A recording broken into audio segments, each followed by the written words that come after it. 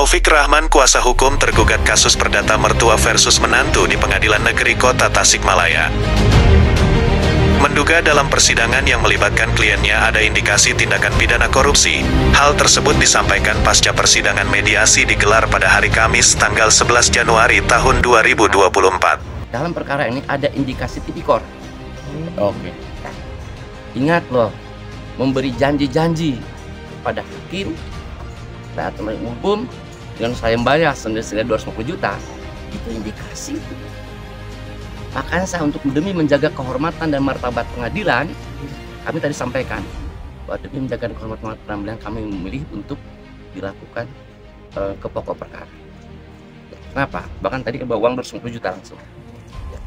Katanya kami tetap ingin peradilan yang betul-betul yang tidak memihak, peradilan yang betul-betul menegakkan keadilan. Bahkan majelis hakim waktu sidang pertama menegaskan langsung, begitu ada penawaran seperti itu, majelis hakim dengan tegas profesional mengatakan tidak boleh ada suap, tidak boleh aneh menjelaskan pasal-pasalnya langsung pada saat itu. Saya punya rekam jejak digitalnya di ruang sidang dan rekam jejak digital waktu statement di sini. Ya, itu. Jadi intinya Pak, kami sangat menghormati. Cukup bagi klien kami. Kebetulan saya juga kuasa hukum dari Ibu S ya, mantan istrinya secara agama itu. Saya kuasa hukum juga. Sudah cukup. Kami sekarang harus bangkit. Kami sudah tidak mau lagi klien kami itu untuk kemudian diinjak-injak seperti itu. Tidak mau. Kami sudah waktunya ini. Ya, adalah tidak baik anak diajak duel. Dulu segala macam. Banyak lah gitu. Makanya saya beri kesempatan, buktikan sebaik-baiknya tudingan-tudingan itu nanti di pengadilan. Benar apa tidak? Gitu kan ya? Kalau benar klien kami akan terima dengan logo. Kalau tidak, kami akan melakukan upaya hukum atas kita gizi itu. Oke, kira-kira gambarnya itu kan. Terus satu lagi Pak, mungkin menurut pandangan kuasa hukum ini Bapak ini terkait yang tergugat itu, jadi untuk peluang ke arah kebaikan keluarga itu sudah tertutup atau memang masih dimungkinkan ketika ada yang sekarang? Bisa saja nanti kita bisa melakukan, tapi setelah kita pembuktian di pengadilan. Oke, karena yang paling penting bagi kami adalah membuktikan tudingan-tudingan itu. Secara gambaran kasar yang diterima sampai hari ini Pak, kira-kira ada apa, akan ditemukan nggak solusi terbaik bagi solusi keduanya? Terbaik adalah membuktikannya di pengadilan. Oh ya, itu satu. Oke. Dan jangan lupa, per hari kemarin karena sudah tidak tahan keluarga, sudah mengajukan gugatan perceraian di Pengadilan Agama. Oh, yang secara negara dan secara negara berarti di Pengadilan Agama. Ya. Mendengar hal tersebut, Asep Iwan Restiawan sebagai kuasa hukum pihak penggugat pun angkat bicara. Pada saat dimintai tanggapan oleh awak media di kantornya pada hari Jumat tanggal 12 Januari tahun 2024. Demikian dari Kota Tasikmalaya, Alex MNP TV melaporkan. Permasalahan gugatan yang kami layangkan adalah tentang adanya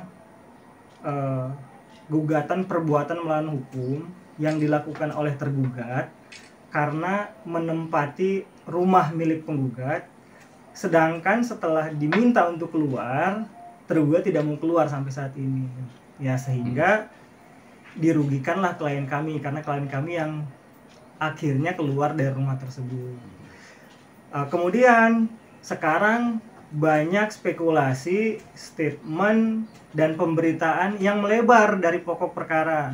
Antara lain yang paling gencar sekarang adalah adanya tudingan contempt of court. Nah, perlu diketahui contempt of court itu dianggap sebagai penghinaan terhadap pengadilan karena tuduhannya dengan klien kami membuat sayembara senilai 250 juta. Siapa yang bisa mendamaikan akan diberi hadiah 250 juta. Perlu saya sampaikan, hal itu disampaikan oleh klien kami kepada khalayak umum.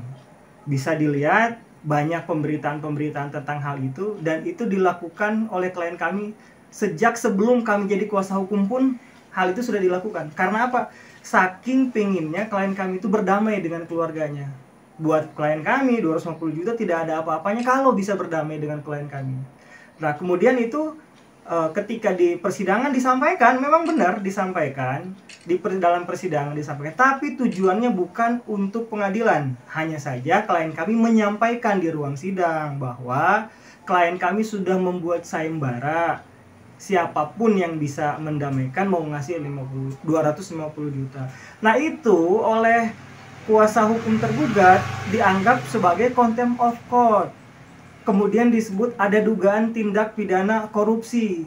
Nah, di sini saya ingin menyatakan mempersilahkan, meluangkan waktu yang seluas-luasnya, memberi kesempatan. Bahkan saya akan sangat senang sekali apabila kuasa hukum dari tergugat bisa membuktikan bahwa itu adalah suatu tindak pidana korupsi. Jangan hanya sampai laporan polisi, sampai disidangkan, sampai di vonis bahwa itu adalah sebuah tindak pidana korupsi. Saya sangat senang sekali apabila kuasa hukum tergugat mau memproses ini secara hukum, menuduh contempt of court tentang apa yang dilakukan oleh klien kami. Tuduhannya kalau dari statement yang saya baca adalah dugaan tindak pidana korupsi. Silahkan, kami sangat mempersilahkan. Tapi sekali lagi saya tegakkan bahwa itu dilayangkan untuk khalayak umum, bukan untuk pengadilan. Gitu. Oke, terkait ini lagi Pak, terkait masalah di luar konteks lagi, malah menyabit-nyabit terkait internal keluarga. Ada di sana, ada menjadi tokoh intelektual yang menyebabkan keluarga ini pecah.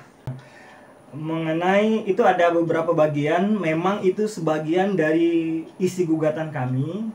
Itu tidak akan kami bahas sekarang karena sekarang masih tahapan mediasi, tidak akan saling membuka. Saya tidak ingin saling membuka kebobrokan masing-masing karena tujuannya mediasi. Kalau saling membuka ya tidak akan ada perdamaian. Sedangkan di dalam undang-undang itu ketika perkara diajukan ke persidangan itu wajib dulu untuk mediasi, wajib dulu untuk didamaikan. Kalau sudah saling membuka bobrok, bagaimana mau perdamaian? Berarti kita melanggar undang-undang kalau kayak gitu. Kemudian yang kedua, ada juga tuduhan-tuduhan lain. Ada tuduhan will, ada tuduhan KDRT, ada tuduhan lain-lain sebagainya. Saya membalikkan kepada rekan saya, kepada kuasa hukum dari tergugat, silahkan buktikan. Bahasanya sama. Saya memberikan kesempatan yang seluas-luasnya untuk membuktikan juga di persidangan. Seperti itu. Ya. Terus kalau seandainya memang tidak terbukti dari pihak Bapak sendiri akan seperti apa? Pertama, saya fokus karena kuasa saya hanya untuk gugatan yang sekarang, yang nomor 85. Jadi saya hanya akan menjawab perkara nomor 85. Perkara 85 tujuannya adalah meminta tergugat keluar dari rumah. Kalau ada persoalan-persoalan lain, tidak akan dulu saya bahas. Ya, kita dialur lah, sesuai alur. Tidak mencelek-mencelek sana kemari dulu. Fokus satu-satu dulu. Kalau misalnya ada perkara lain, oke kita selesaikan. Tapi di lain waktu, di lain kesempatan, di lain kuasa. Surat kuasanya saya hanya untuk ini. Saya nggak tahu kalau surat kuasa rekan saya itu apakah untuk semuanya atau apa, saya belum pernah lihat. Tapi yang saya lihat hanya kuasa untuk penanganan di pengadilan negeri terkait perkara nomor 85. Terus alasan tergugat tidak mau keluar dari rumah tersebut itu apa? Nah itu yang sampai sekarang tidak jelas. Soalnya itu kan tidak jelas jawabannya. Kami berharap ketika kemarin itu yang disampaikan adalah alasan kenapa tidak mau keluar dari rumah. Tetapi alasan itu sampai sekarang tidak ada dan kami tidak pernah mendengar. Malah keluar alasan-alasan yang lain. Sehingga ya menurut kami tidak di jalurnya.